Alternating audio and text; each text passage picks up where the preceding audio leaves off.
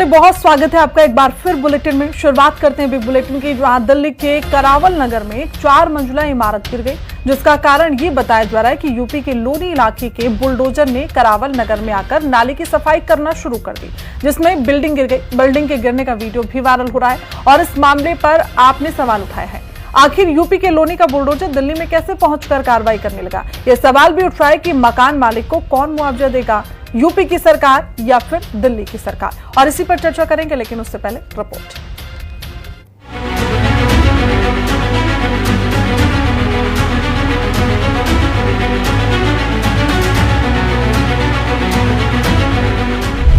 दिल्ली में चला यूपी का बुलडोजर, गिरी इमारत, आप हुई हमलावर।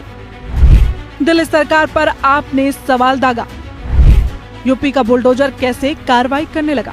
दिल्ली के करावल नगर में एक 4 मंजिला इमारत के गिरने पर सियासत गर्मा गई है। दरअसल इस मकान के मालिक ने बताया कि यूपी के लोनी इलाके का बुलडोजर ने करावल नगर में आकर नाले की सफाई करनी शुरू करी, जिससे बुलडोजर की टक्कर से मकान में दरार आ गई और बाद में मकान भरभरा कर गिर पड़ा। गनीमत ये रही कि मकान में दरार देकर मकान मालिक ने खुद ही घर को खाली करवा लिया, जिससे किसी की जान नहीं गई।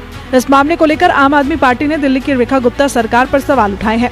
आपने कहा कि यूपी के लोनी का बुलडोजर दिल्ली में कैसे पहुंचकर कार्रवाई करने लगा। आपका कहना है कि मकान मालिक ने बैंक से कर्ज लेकर इमारत खड़ी की थी, जिसकी किस्त अब भी जा रही है।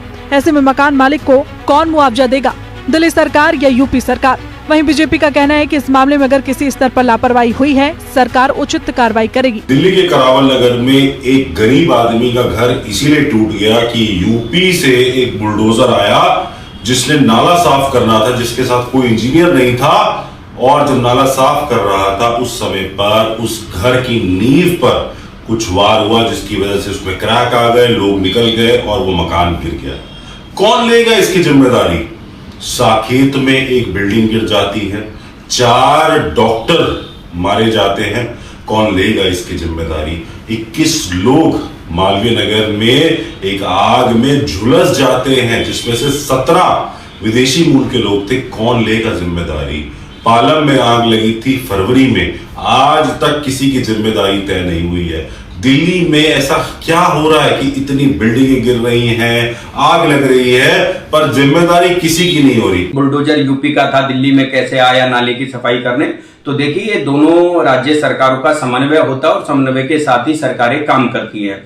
बरसात सर पर खड़ी है, दिल्ली में जल भराव ना हो, इससे निपटने के लिए रेखा गुप्ता सरकार बड़े पैमाने पर नालों की सफाई करा रही है, ताकि दिल्ली की जनता को राहत दी जा सके।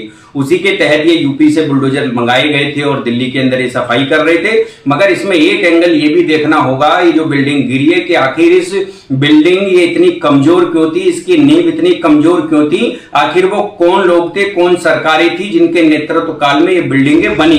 दिल्ली में हो रही अग्निकांड और भवन धराशायी होने से बेगुनाह लोगों की जाती जानों पर रेखा सरकार सवालों के घेरे में है।